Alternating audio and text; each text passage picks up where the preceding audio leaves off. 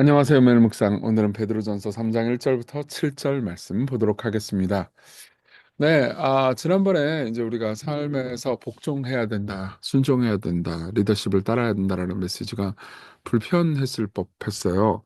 근데 오늘 메시지는 더 불편할 겁니다. 근데 이 지점에서 우리가 이런 생각을 한번 해봅시다. 성경의 말씀이 우리를 불편하게 할 때, 여러분들은 자기 자신을 의심해 보셔야 합니다. 예. 이 하나님의 말씀 앞에 섰을 때 오히려 우리가 이 세상의 세계관에 너무 심하게 물들어서 하나님께서 만드신 세계를 왜곡해서 보고 있는 거 아닐까, 이런 질문들을 계속해서 스스로 던져 보셔야 돼요. 그리고 이 안에 있는 원리를 보면 또 여러분들이 와, 정말 아름답다라고 느끼게 될 수도 있거든요. 내용 한번 볼게요. 아내들아 이와 같이 자기 남편에게 순종하라. 이는 혹 말씀을 순종하지 않는 자라도 말로 말미암지 않고 그 아내의 행실로 말미암아 구원을 받게 하려 함이니 너희의 두려워하며 정결한 행실을 봄이라. 자, 여기서 그때나 지금이나, 그러니까 신앙이 없는 사람과 결혼한 아내에 관한 이야기를 합니다. 아마 이제 이 1세기 시절에는 이제 둘 다 신앙이 없는 상태에서 아내가 먼저 신앙을 가지게 된 경우가 되게 많았어요. 그 상황에서, 그러니까 말로 말미암지 않고 그 아내의 행실로 말미암아 구원을 받게 한다, 이런 표현이 나옵니다. 이 말은 전도하지 말아라, 복음을 전하지 말아라라는 의미가 아니에요. 우리의 복음 선포가, 그러니까 우리가 복음 선포를 하는 방식과 우리의 살아가는 방식이 충돌할 때 사람들은 혼란을 느끼게 됩니다. 그래서 위선을 보게 돼요. 그래서 오히려 우리의 순종, 우리의 섬김을 통해서 복음이 우리에게 가르쳐 준 내용이 합당하게 보이도록 하라는 거죠. 예. 그리스도께서 성부 하나님께 순종하셨잖아요. 그렇죠?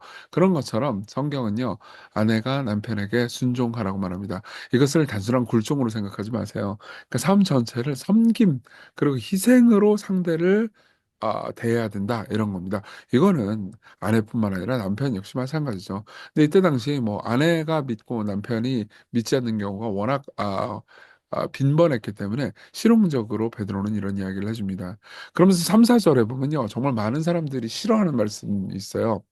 너희의 단장은 머리를 꾸미고 금을 차고 아름다운 옷을 입는 외모로 하지 말고 오직 마음에 숨은 사람을 온유하고 안정한 심령에 썩지 아니할 것으로 하라.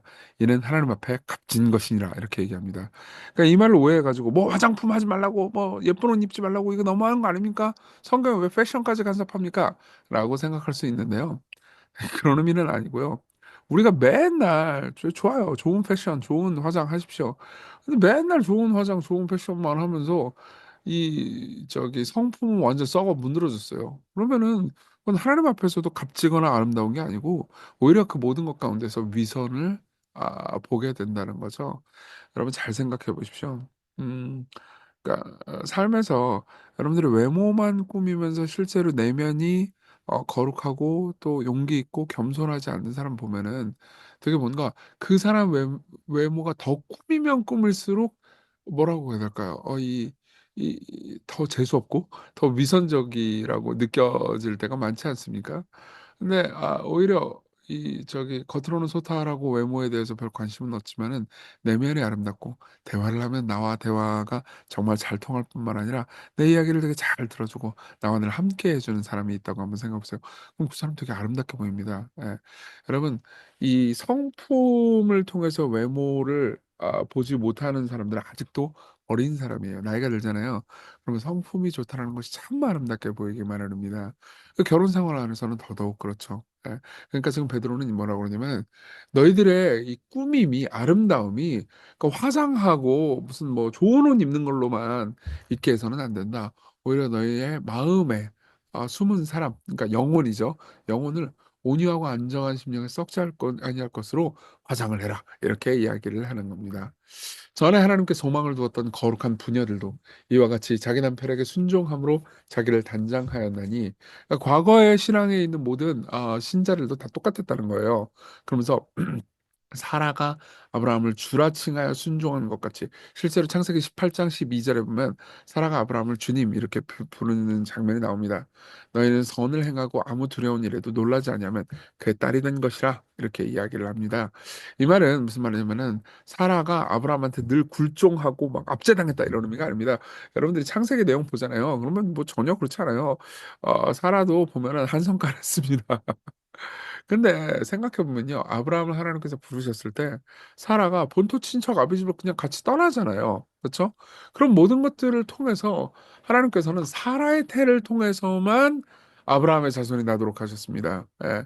그러니까 아브라함의 씨 우리가 많이 부르니까는 아브라함이 믿음의 조상 이렇게 얘기하니까 사라와 상관없다고 생각하기가 쉬워요. 근데 하갈이나 다른 종을 통해서 하나님께서 메시아를 보내주신 게 아니에요.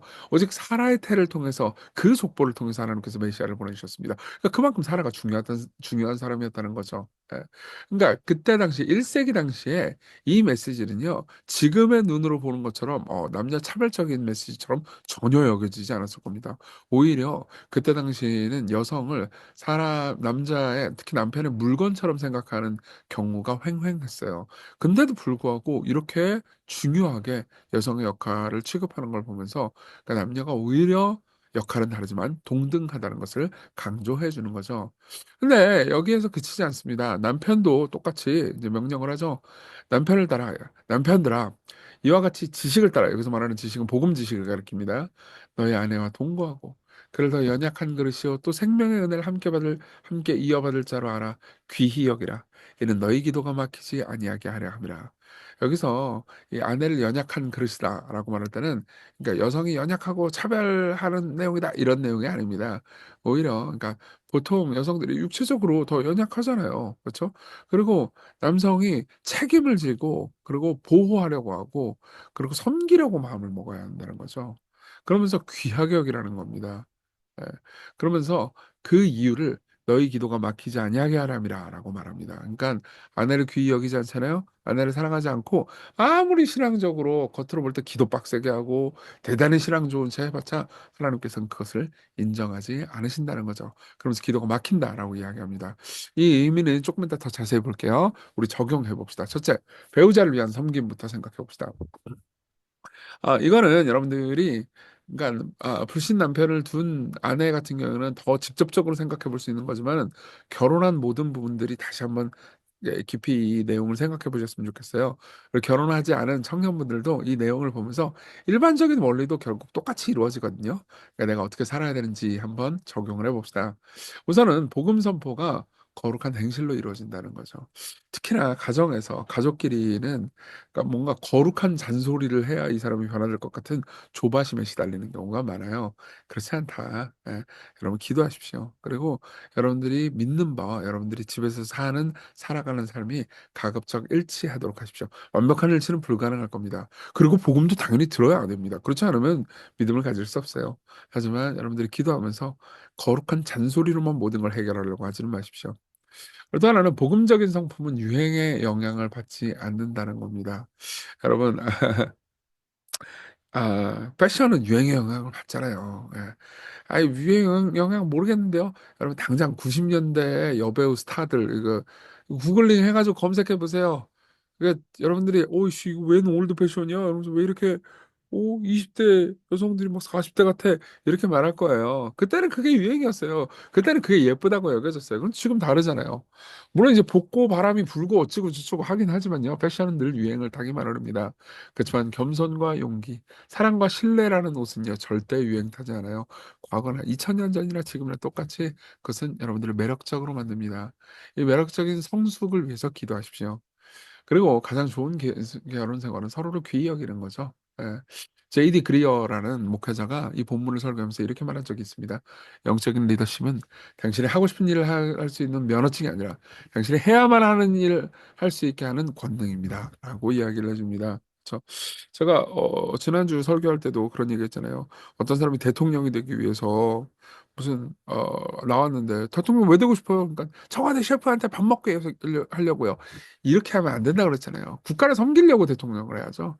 마찬가지로 여러분 남편이 된다는 것은 아내를 섬기기 위해서, 아내가 된다는 것은 남편을 섬기기 위해서 저기 남편과 아내가 되는 겁니다. 즉 결혼은 섬김을 위한 거라는 거죠.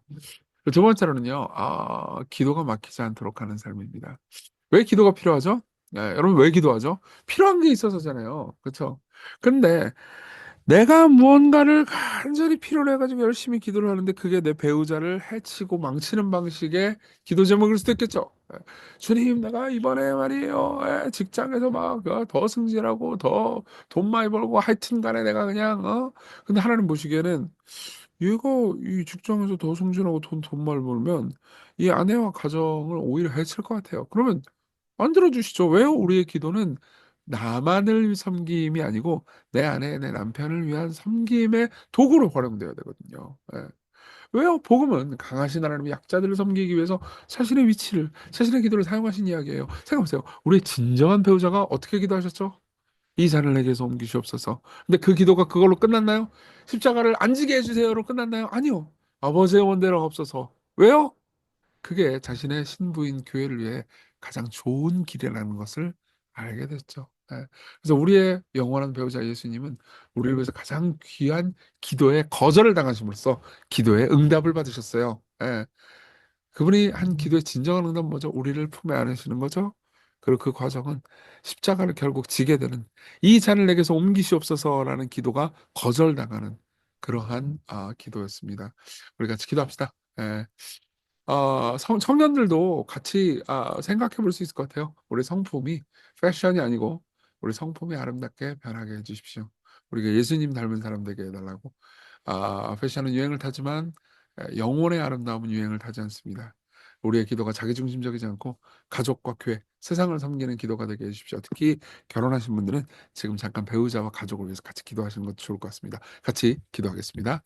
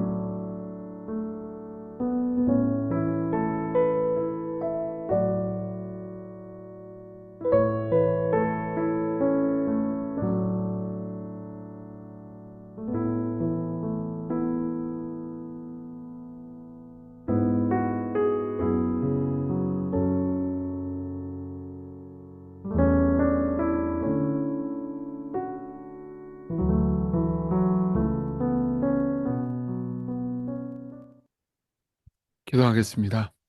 은혜로우신 하나님, 우리의 성품이 아름답게 변하게 해 주옵소서. 우리가 기도할 때, 우리가 가족을 대할 때, 특히 결혼한 사람들이 배우자를 대할 때 서로를 기쁨으로 섬기는 방식으로 함께하게 하소서. 예수님 이름으로 기도했습니다. 아멘. 네, 하나님의 은혜 안에서 오늘 기쁜 하루 되세요.